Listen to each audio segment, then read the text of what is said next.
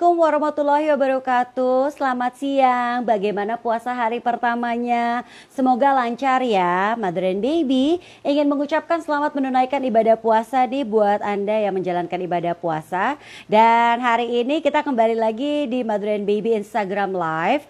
Hari ini kita akan ngobrolin tentang pentingnya manajemen ASI untuk semua ibu menyusui bersama dengan Gayback ya. Ini Gayback ini udah jadi saya yakin deh pasti setiap moms yang lagi menyaksikan Instagram Live Mother and Baby Indonesia pasti punya teman Gayback ya. Satu tas yang menemani kita selalu, apalagi untuk ibu-ibu yang menyusui. Nah, hari ini tapi kita juga akan belajar banyak dan kita akan tahu mengenai pentingnya manajemen ASI untuk semua ibu menyusui. Kita tahu ASI itu udah yang terbaik ya kan untuk untuk jangka panjang maupun jangka pendeknya. Kita pasti tahu dan kita yakin, saya yakin semua ibu moms pasti ingin memberikan ASI kepada putra-putrinya ya kan. Manfaat ASI banyak sekali dan yang pasti penting juga nih kita sebagai ibu memahami manajemen laktasi supaya proses pemberian ASI berjalan dengan lancar sampai pada masa ASI eksklusifnya pas dan berhasil. Nah, hari ini spesial sekali kita akan ngobrol-ngobrol dengan Dokter Tiwi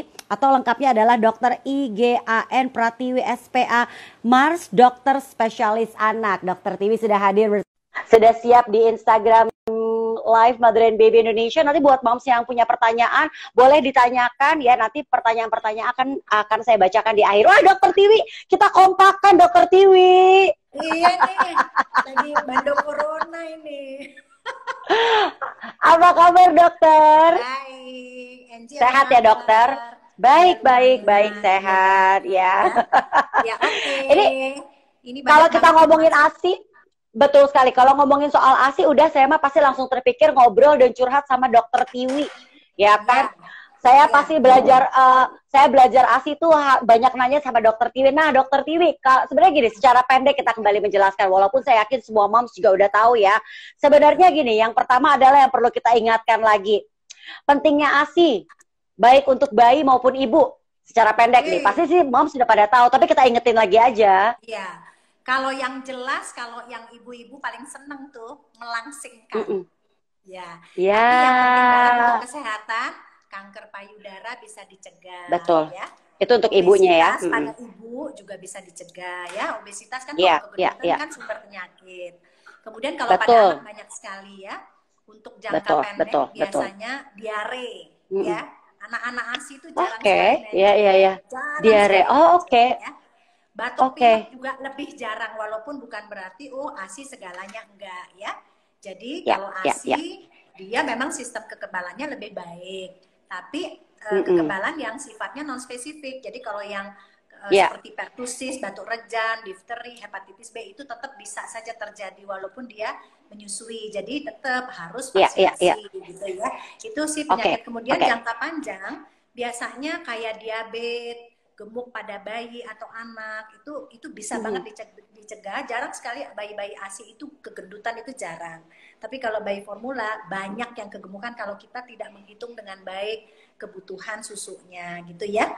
Kemudian alergi juga pada bayi juga akan kurang ya kalau dengan pemberian ASI eksklusif 6 bulan. Salah satu tujuannya adalah mencegah supaya tidak alergi di kemudian hari, walaupun bisa saja tetap alergi. Tapi alergi itu kan kalau yang kita cegah banget adalah asma ya. Jadi itu bisa dicegah dengan menyusui. Penyakit diabetes mellitus pada anak dan remaja juga bisa dicegah dengan ASI. Jadi banyak sekali, Angie.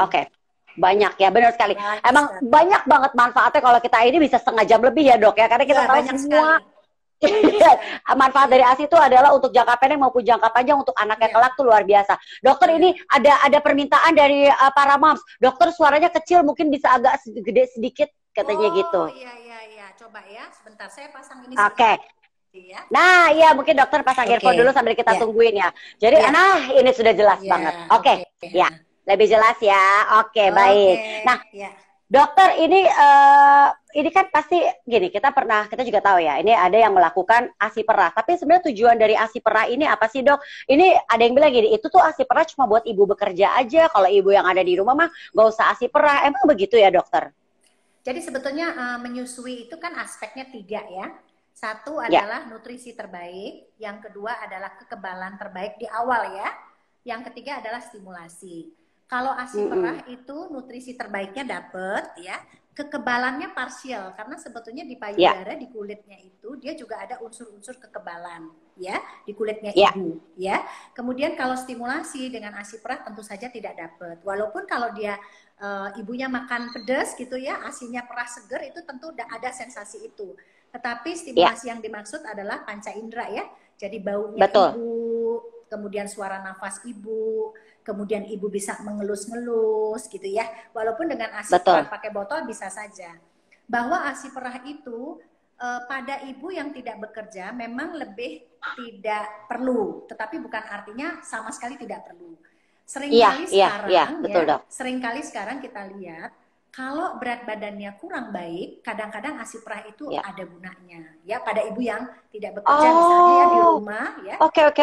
Ya, jadi kita seringkali lihat justru di awal ya ibu itu mungkin menyusuinya belum benar, posisinya belum betul sehingga berat badan yang harusnya melaju baik tidak baik jadinya ya. Nah, dalam hal itu walaupun ibu di rumah terpaksa kita mengkombinasikan dengan ASI perah ASI perah. Tapi memang si ASI perah itu kalau ibunya tidak bersama bayi gunanya lebih kepada sana gitu ya. Oke, nah ini banyak sekali sebenarnya beberapa pertanyaan mengenai memerah ASI, bagaimana penyimpanannya, apalagi untuk yang mulai bekerja. Tapi kita tahan dulu untuk pertanyaannya ya dokter. Nanti akan kita bacakan di akhir untuk pertanyaan-pertanyaannya. Nah dokter, kita juga perlu tahu nih, kandungan kualitas ASI segar dengan ASI yang udah masuk kulkas atau masuk freezer tuh gimana sih dokter sebenarnya? Kalau masuk freezer, kandungannya udah pasti berubah ya. Jadi antibodinya hampir boleh dibilang nol ya, hampir boleh dibilang tidak bekerja dengan baik ya. Kekebalannya ada kayak nutrisi itu masih bisa ya, kayak protein, lemak itu tidak berubah. Kalau rasa sudah pasti berubah, mereka biasanya jadi lebih pahit ya. Jadi ASI segar itu jauh lebih bagus pasti ya. Jadi kalau mau dikombinasi mungkin ASI perah yang segar, kalau misalnya pakai ASI perah yang belum masuk kulkas itu hampir boleh dibilang mungkin kandungannya sama dengan di dalam payudara nutrisinya ya, nutrisi. Oke. Nah, dokter, bagaimana manajemen ASI yang baik itu sebenarnya ini mungkin pertanyaan yang udah saya boleh bacakan nih dengan banyak yang menanyakan manajemen ASI yang baik itu tuh seperti apa sih, dokter? Ya, sebetulnya begini, manajemen laktasi itu kan sebetulnya harus diketahui ibu jauh sebelum melahirkan ya. Jadi ibu hamil juga harus tahu ya. Jadi sebenarnya mengatur kapan dia memerah, kapan dia harus menyusui itu harus diketahui oleh semua ibu menyusui ya.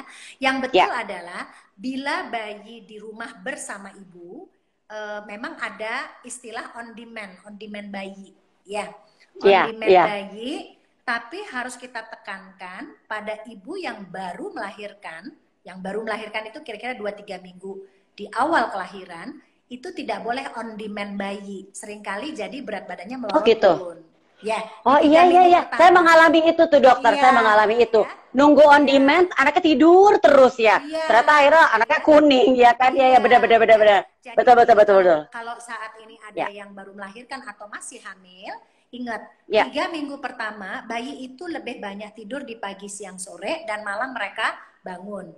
Nah itu tidak cukup kalau kita hanya menyusui di malam hari kalau di 3 minggu pertama. Kenapa? Karena dia berat badan justru sedang turun karena kolostrum masih sedikit. Jadi kuncinya justru on demand-nya si kita, on demand-nya si ibu ya. Kalau waktunya menyusui, bayinya belum bangun, itu kita bangunkan.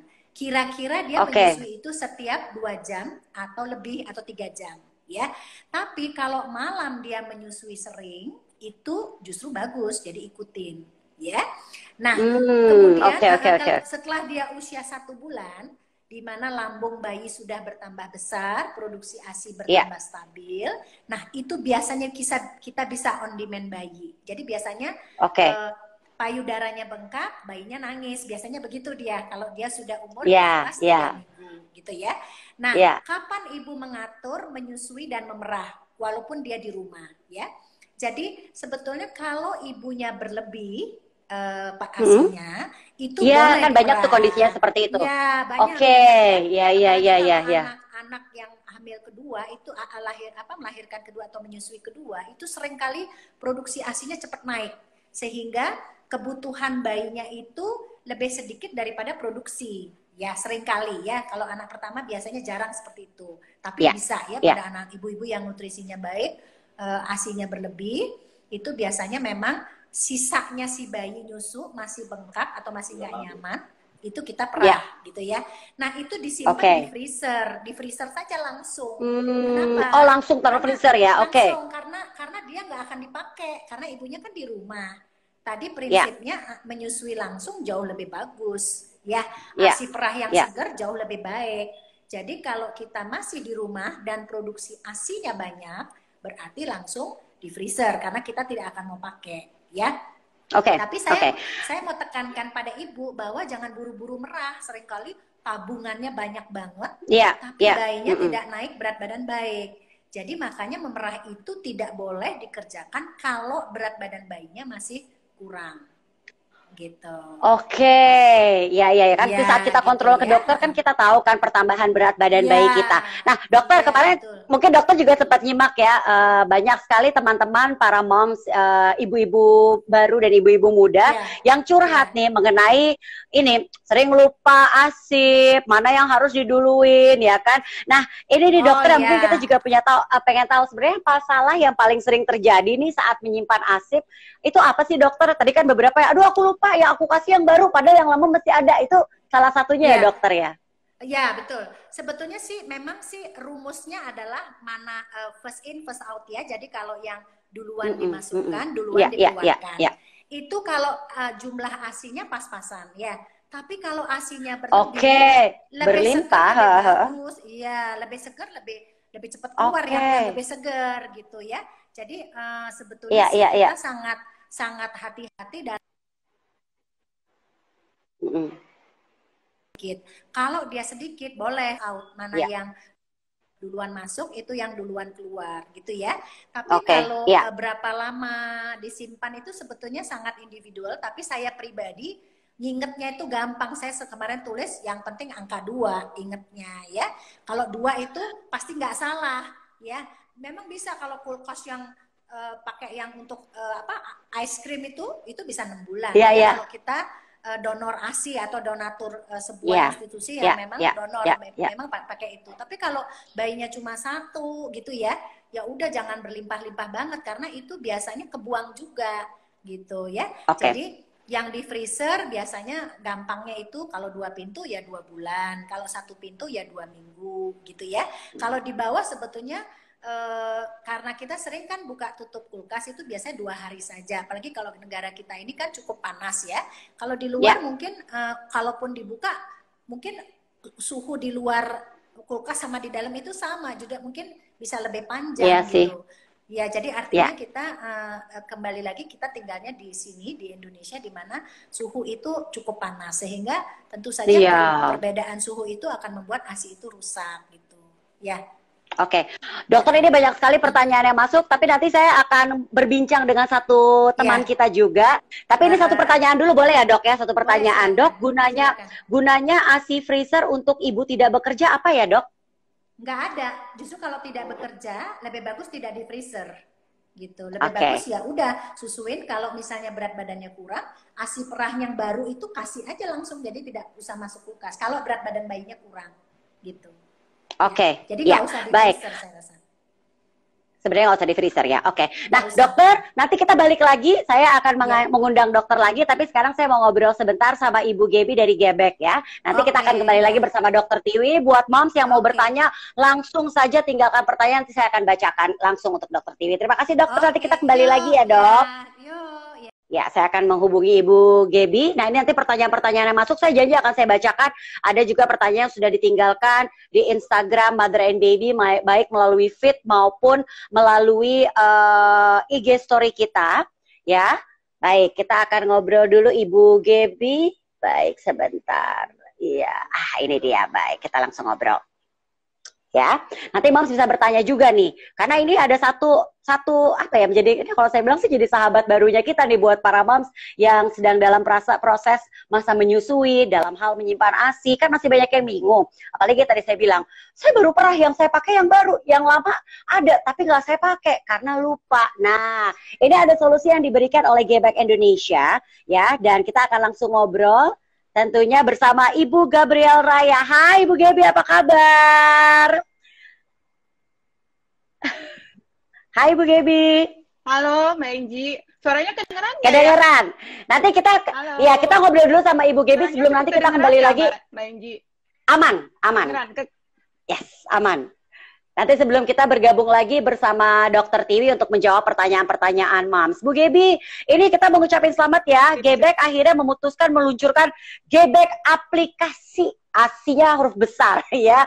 Yeay, nah ini membantu para moms banget. Nah, kita pengen tahu nih, apa yang memutuskan Gebek untuk meluncurkan Gebek aplikasi? Ini kan Gebek tuh udah menjadi temannya para moms nih dalam menyimpan ASI, yang apalagi buat moms yang banyak aktivitas ya.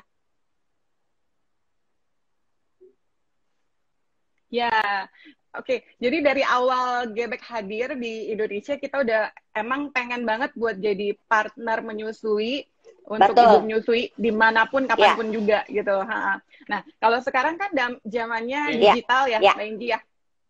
Kita kemana-mana harus bawa handphone. Lupa bawa dompet nggak apa-apa, tapi handphone nggak boleh lupa kan ya.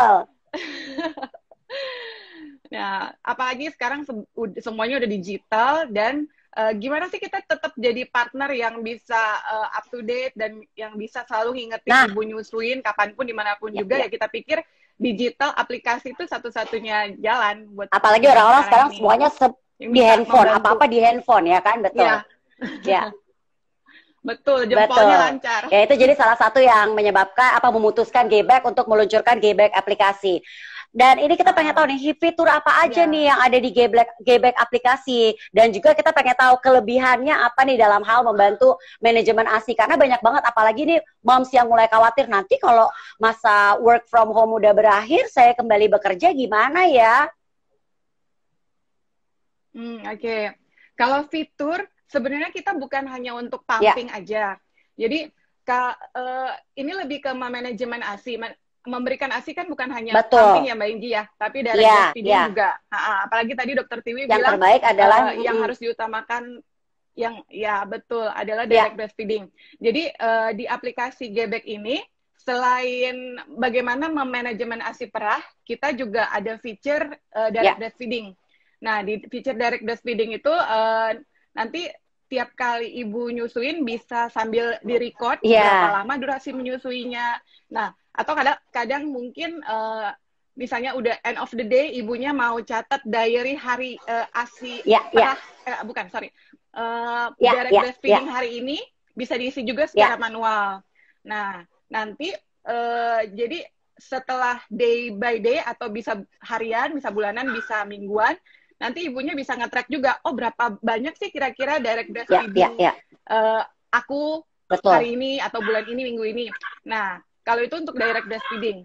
Nah, kalau untuk pumping, emang ibu bekerja sih paling sering pasti pumping pasti. Ya Bu ya, Maiji ya. Pumping. Nah, tapi untuk stay home mom itu juga kadang ASI perah itu juga dibutuhkan. Kalau misalnya mungkin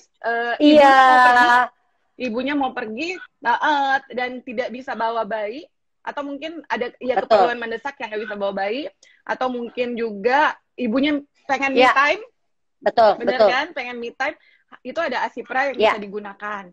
Nah, untuk ASI pra sendiri kita tuh feature-nya yang feature utamanya itu ada pakai simpan ASI. Nah, simpan ASI aku bawa ini tuh udah sahabat para moms banget ini sebenarnya nih Bu Gaby. Ya. Ini dibocoran. Iya, lucu banget. Ini yang baru. Nah, di kantong ASI kita sekarang kan ada QR code. Ada barcode yang bisa di-scan, untuk di-scan ya. Nah, nanti ibu menyusui yang sudah punya aplikasi kita bisa langsung scan, menyimpan dengan disimpan ASI, bisa langsung di-scan. Nanti akan ada kode unik yang dicatat di sini, dan di handphone sudah langsung masuk ke manajemen ASI, ke inventory-nya. Jadi nggak usah takut lupa. Jadi anytime kita lagi di luar bisa tahu, oh berapa sih stok kantong ASI ASI perah yang ada di kulkas sekarang gitu loh. Nah, itu simpan ASI. Kalau pakai ASI, kadang kendalanya tuh kita sering dengar dari ibu-ibu menyusui, ASI mana sih yang duluan? ASI mana? ASI ini umurnya berapa lupa, hari? karena mungkin banyak juga dari para moms yang ASInya berlimpah. Jadi kan mungkin sambil diperah juga, sambil direct breastfeeding, diperah, disimpan, lupa deh mana yang duluan, mana yang belakangan gitu kan. Bener. Atau kadang mungkin kalau ibu bekerja kan biasa dibantu ya, orang rumah. Betul. Ya. Kalau orang rumah diingetin pakainya ini ya, yang kantongnya warnanya hijau atau yang tangannya jadi pasti lupa atau bisa jadi salah ambil. Nah, dengan aplikasi ini benar-benar ada nomornya dan diingetin juga, ada push notification. Jadi setiap sore itu mami, ibu menyusui itu diingetin, ibu jangan lupa cairkan kantong ASI atau gunakan kantong ASI yang ini. Kita diingetin gitu jadinya Bu Gaby. Nah, betul, diingetin juga. Waktu pumping diingetin, waktu suruh cairin ASI diingetin, terus apalagi ya, kalau misalnya kita nggak report bahwa kita lagi pumping tuh akan diingetin juga. Jadi bener-bener partner yang buat ngingetin kita butuh sekali loh. Gitu. Itu sangat dibutuhkan oleh kita ya Bu Gaby ya. Oke, ya. Ada lagi mau disampaikan Bu Gaby? Ya. Lagi.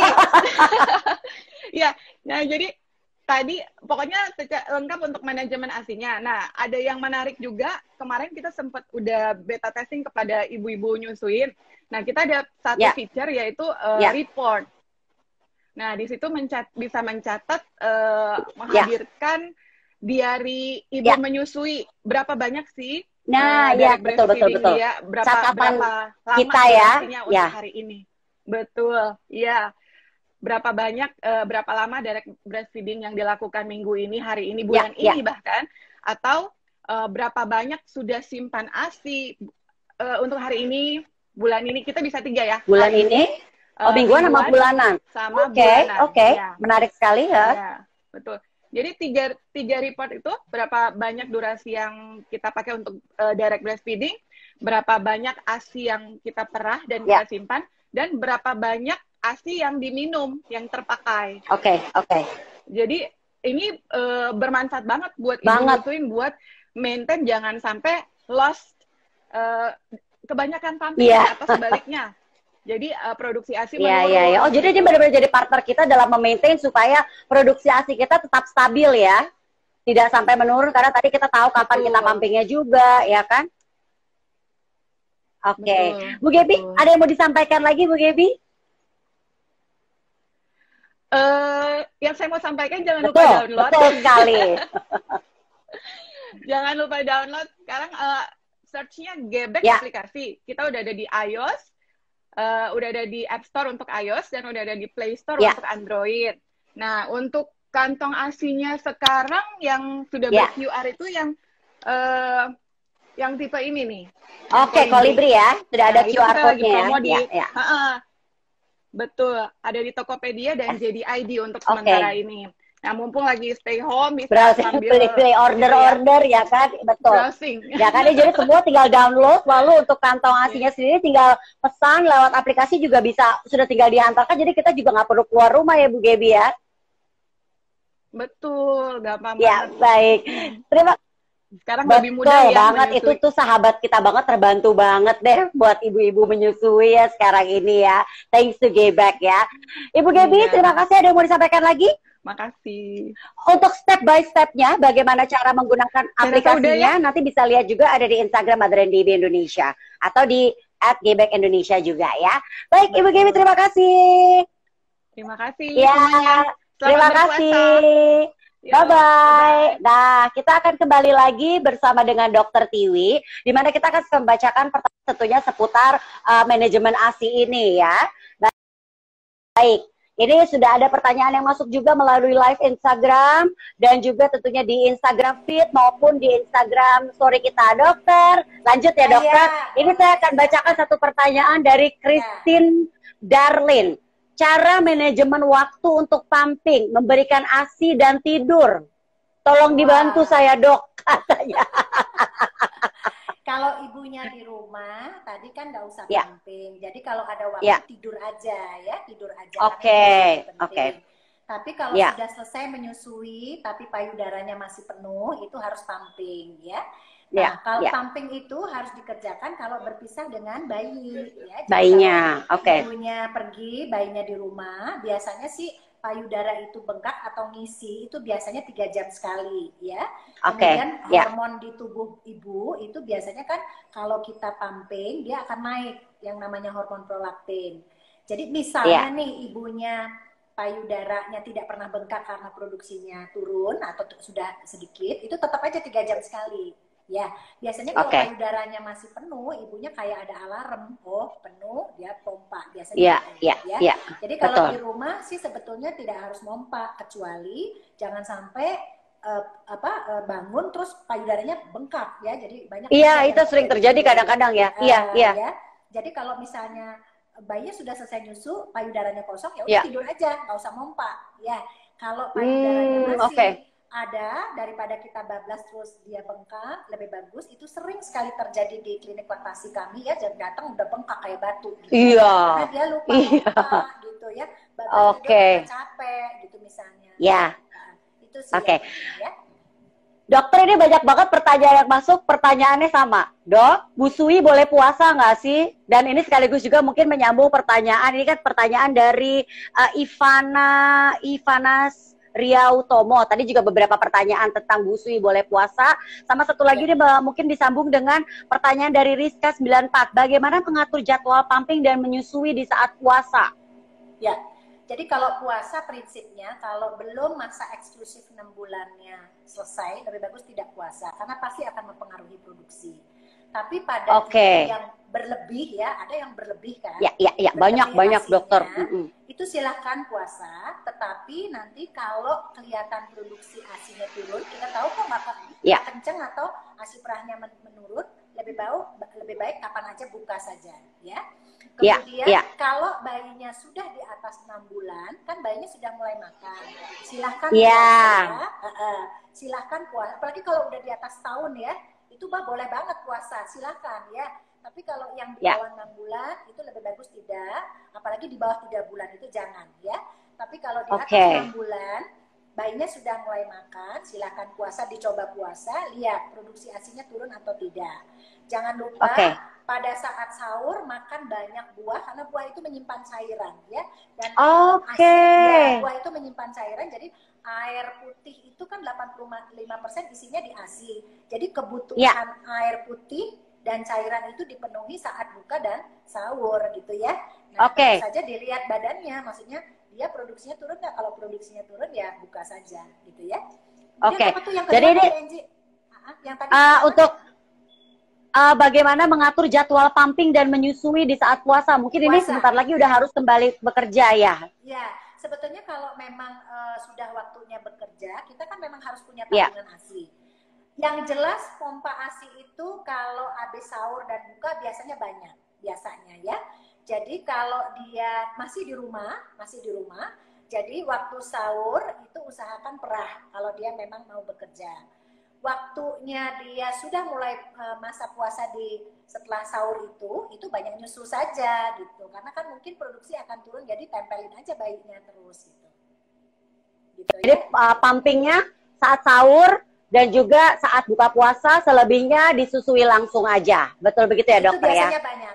Ya, kalau tengah malam kan, kalau biasanya jam 10 ibu-ibu karena dibalik kan jadinya, yaitu setelah makan atau minum cairan di malam hari, itu usahakan untuk perah kalau memang mau bekerja.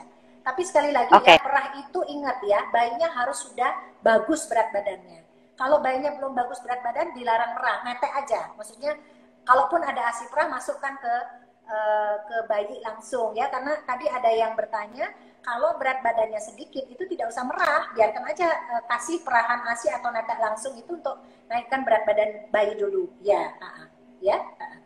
Ada satu pertanyaan terakhir ya, dokter, dari Dwini. 3 minggu. 3 minggu. Oke, selama 3 selama 3 minggu harus dibangunkan siang dan sore. Baik. Oke, Dok, ini pertanyaan dari Dwini Mei. Bayi saya umur ASI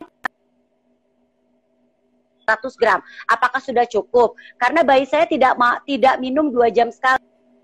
Ya, saya ingatkan kembali pada ibu yang bekerja, yang penting berat badan itu kan 0,3 bulan, 0 sampai 3 bulan. Dia paling sedikit 750, paling keren itu 1 kilo. Ya, kalau dia pertanyaan bayinya sudah 900 gram berat badannya, silahkan memerah, diatur ya. Jadi menyusui 1 sampai habis. Yang satunya biasanya bayinya sudah kenyang kalau produksi ASI-nya cukup, 1 payudara cukup. Tapi kalau misalnya dia belum kenyang, mau di payudara satunya, biasanya setelah menyusui baru memerah. Jadi sisanya menyusui itu baru diperah. Caranya seperti itu. Tetapi boleh memerah saat bayi berat badan sudah memang stabil. Stabil itu di atas 750 gram, ya. Bulan naiknya. Betul. Baik, dokter. Ini mungkin pertanyaan-pertanyaan tadi sudah hampir sama. Saya sudah bacakan juga beberapa. Ini ada satu pertanyaan terakhir ya dari Ada Wiyapo.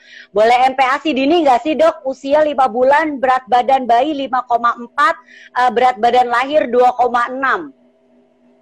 Ya, itu berat badannya kecil ya. Kalau 2,6 itu harusnya 3 bulan itu 5,6 ya. Kalau 2,6 berarti itu 5,6. Jadi kalau dia sekarang berat badannya kecil, kalau dikasih MPASI lihat dari usia itu boleh. Tapi kalau dilihat dari berat badan, hati-hati.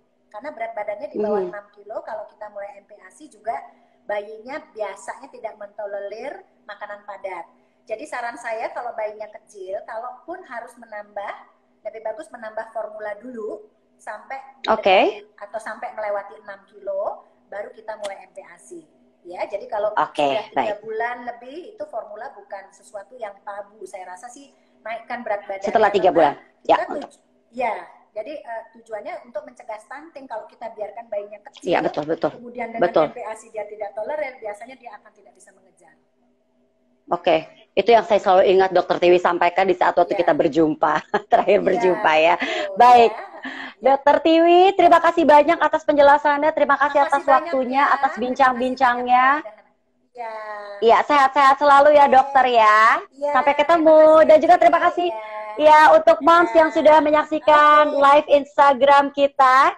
Kita akan bertemu lagi tentunya nanti di minggu depan akan hadir lagi live Instagram Mother and Baby Indonesia. Jadi stay tune terus, follow Instagram Mother and Baby Indonesia ya. Nanti akan kita sampaikan untuk Anda ibu, bayi dan balita. Sampai ketemu lagi, selamat menunaikan ibadah puasa. Sampai jumpa.